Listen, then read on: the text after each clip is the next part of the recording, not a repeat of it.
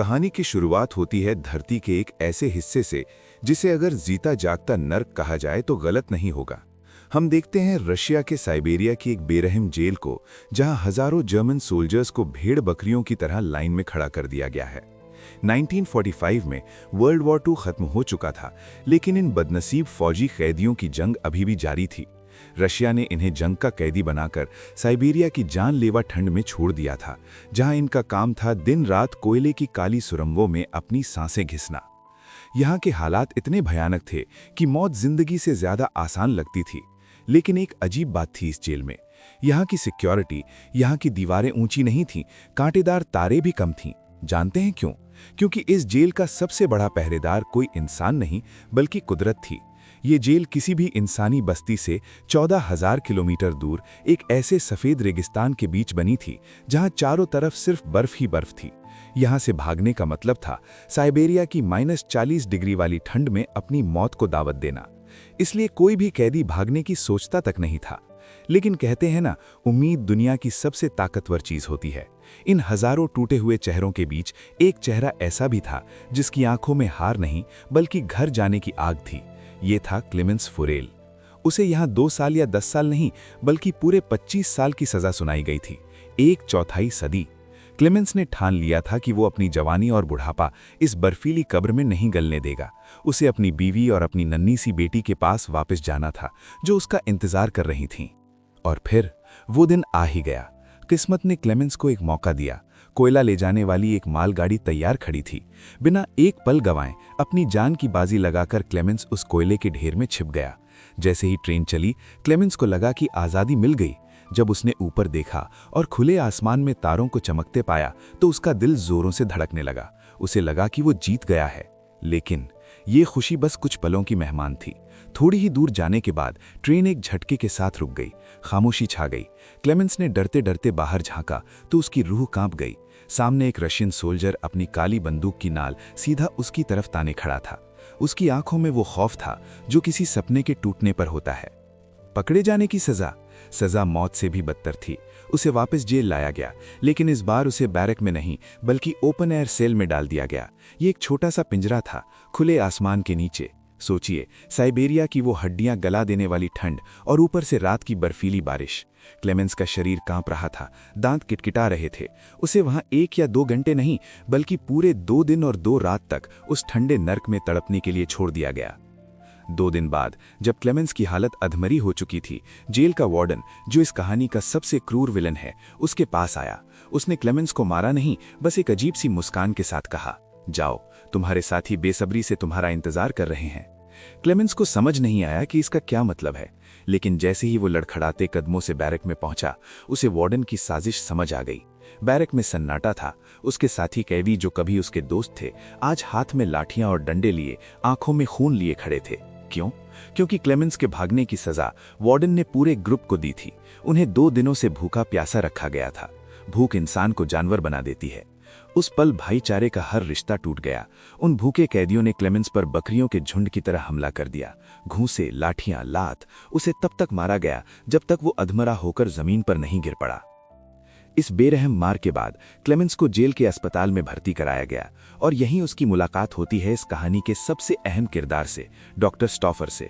Doctor भी एक German कैदी थे।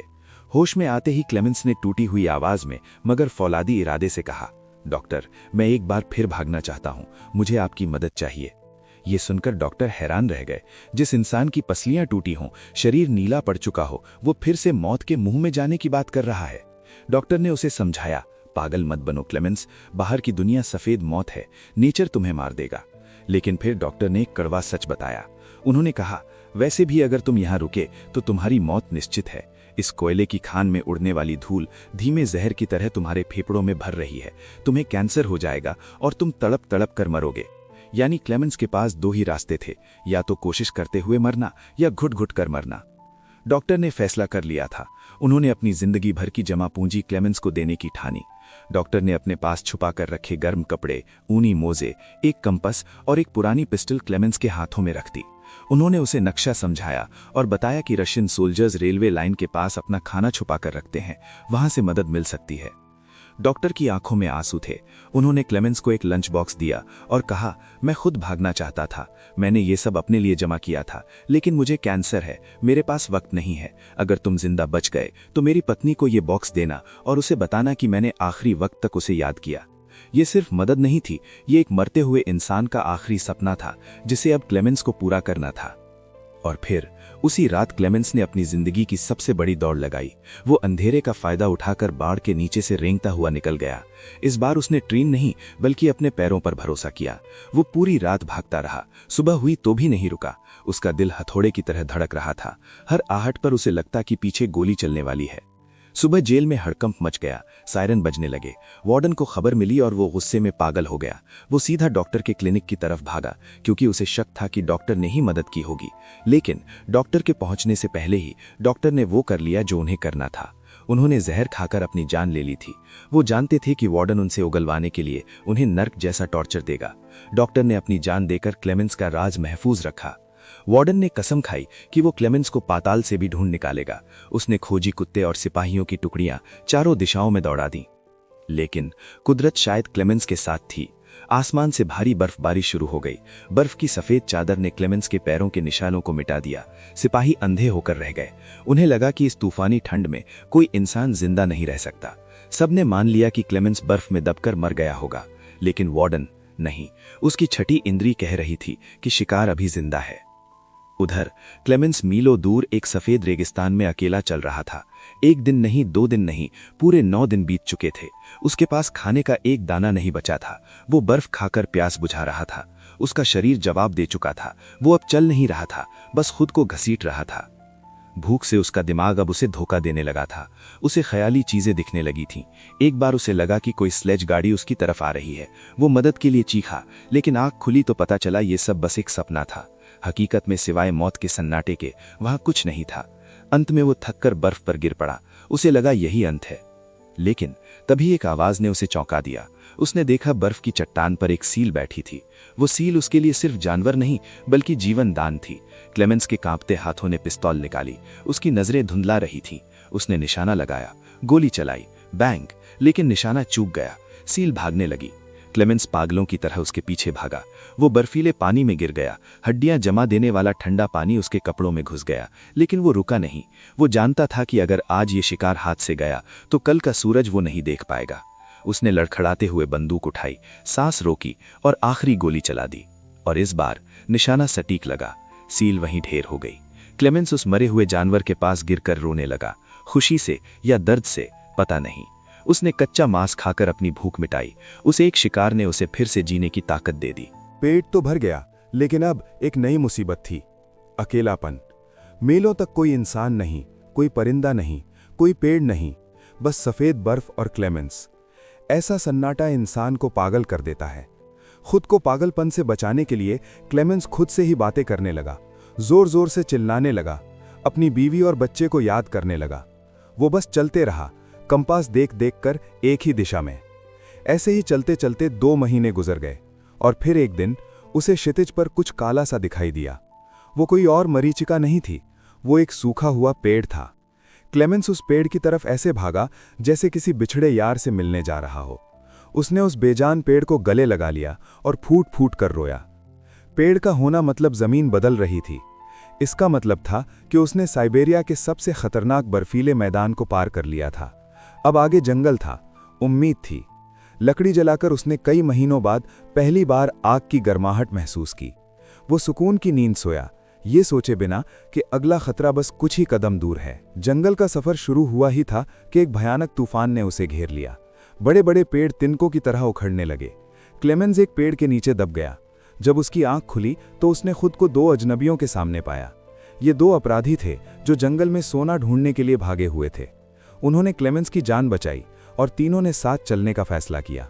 रास्ते में एक उफनती हुई नदी आई। उन्होंने लकड़ी का एक बेड़ा यानी राफ्ट बनाया, लेकिन नदी का बहाव मौत की रफ्तार से चल रहा था। अचानक बेड़ा टकराया और उनमें से एक साथी पानी में गिर गया। वो डूब रहा था, चिल्ला रहा था। दूसरा साथी, जो बेहद लालची था, उसने उसे बचाने की जगह उसका सोने से भरा बैग अपने पास रख लिया। लेकिन क्लेमेंस ने इंसानियत नहीं छोड़ी थी। उसने अपनी जान की परवाह किए बिना ठंडे पानी में छलांग लगा दी और उस डूबते हुए साथी को खींचकर किनारे पर ले आया। लेकिन किनारे पर पहुंचते ही एक खौफनाक मंजर देखा। उस डूबने वाले साथी ने देखा कि उसके दोस्त ने उसे मरने के लिए छोड़ दिया था और उसका सोना चुरा लिया है। गुस्से में उसने अपनी बंदूक उठाई और उसी वक्त उस लालची दोस्त को गोली मारकर ढेर कर दिया। क्लेमेंस सन्न रह गया, वो किन लोगों के साथ है। खैर, अब वो दो ही बचे। सफर आगे बढ़ा, लेकिन अब अविश्वास की दीवार खड़ी हो चुकी थी। सर्दी दोबारा लौट आई थी।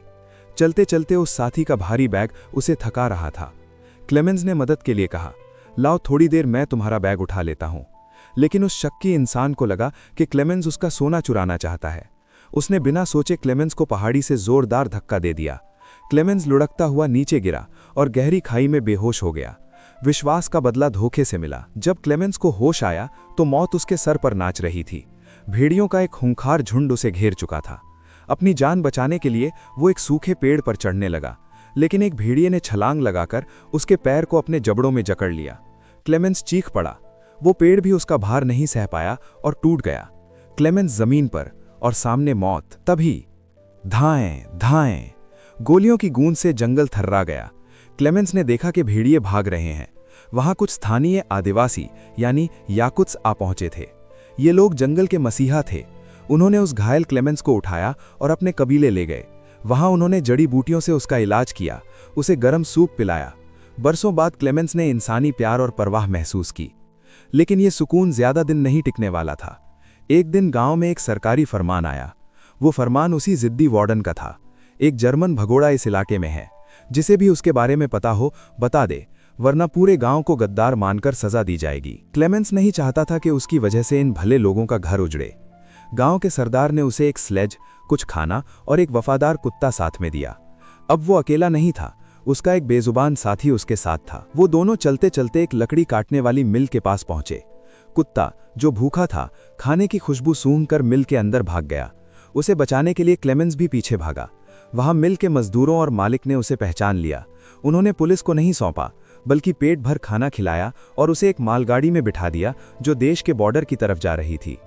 लेकिन क्लेमेंस को अंदाजा नहीं था कि मिल के मालिक ने इनाम के लालच में चुपके से वार्डन को खबर कर दी है। स्टेशन पर वार्डन पूरी पलटन के साथ उसका इंतजार कर रहा था। जैसे ही ट्रेन स्टेशन के करीब पहुंची, क्लेमेंस की बाज जैसी नजरों ने खतरे को भांप लिया। वो ट्रेन रुकने से पहले ही कूद गया और पटरियों पर दौड़ लगा दी। पीछे सिपाही, आगे अंधेरा। लेकिन तभी सामने से यमराज बनकर खड़ा हो गया, वही वार्डन। दोनों आमने सामने थे। क्लेमेंस थक चुका था, निहत्था था। वार्डन अपनी पिस्तौल निकाल ही रहा था कि तभी क्लेमेंस का वफादार कुत्ता बिजली की रफ्तार से वार्डन पर झपट पड़ा। उसने वार्डन का हाथ जकड़ लिया। क्लेमेंस को भागने के कुछ सेकंड मिल गए। वो भागा, पीछे से गोलियों की आवाज आई और एक चीख। उसके वफादार साथी ने अपने बचाने के लिए अपनी जान कुर्बान कर दी थी। क्लेमेंस के पास मुड़कर रोने का भी वक्त नहीं था। वो एक पुल से गुजरती हुई चलती ट्रेन की छत पर कूद गया और एक बार फिर मौत को चकमा देकर निकल गया। साल बदलते गए, मौसम बदलते गए, लेकिन क्लेमेंस का सफर नहीं रुका। अब साल आ चुका था 1952। जेल से भागे उसे 7 साल हो चुके थे। उसका हुलिया बदल चुका था। लंबी दाढ़ी, फटे कपड़े, एक भिखारी जैसा रूप। वो सेंट्रल एशिया के एक बाजार में पहुंचा। वहां भुखमरी और गरीबी ने उसे तोड़ दिया था। एक दुकान पर पैनकेक बनते देख उसके मुंह में पानी आ गया, पर जेब खाली थी। वो सर झुकाकर जाने लगा। तभी एक रशियन लड़की ने शायद उसकी आंखों की भूख पढ़ ली और उसे अपना पैनकेक तोड़कर दे दिया। उस एक टुकड़े ने उसे एहसास दिलाया कि दुनिया में अभी भी इंसानियत है। वहीं एक यहूदी आदमी ने उसे नोटिस किया। उसने क्लेमेंस को चर्च में बुलाया। क्लेमेंस डरा हुआ था, लेकिन वो आदमी एक मददगार निकला। उसने क्लेमेंस को नहलाया, दाढ़ी बनवाई और सबसे कीमती चीज दी, एक नकली पासपोर्ट। अब वो क्लेमेंस नहीं बल्कि एक रशियन नागरिक बन चुका था। कहानी के आखिरी पड़ाव पर क्लेमेंस उस पुल पर पहुंचा जो रशिया और ईरान का बॉर्डर था। इस पुल के पार आजादी थी।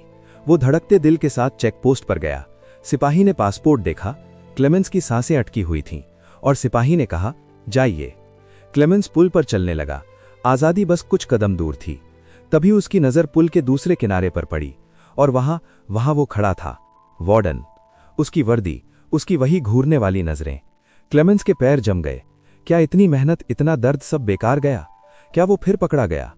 वार्डन धीरे धीरे उसकी तरफ बढ़ा और क्लेमेंस के सामने आकर रुक गया। सन्नाटा इतना गहरा था कि हवा की आवाज भी शोर लग रही थी। वार्डन ने उसकी आंखों में देखा और एक अजीब सी शांति के साथ कहा, मैंने कहा था ना, मैं तुम्हें ढूंढ निकालूंगा। ये जीत मेरी है, लेकिन तुम एक अच्छे सिपाही हो क्लेमेंस। ये लड़ाई सिर्फ मेरे और तुम्हारे बीच थी, और आज तुम जीत गए। जाओ, अपने घर जाओ। वार्डन एक तरफ हट गया। उसने उसे जाने दिया।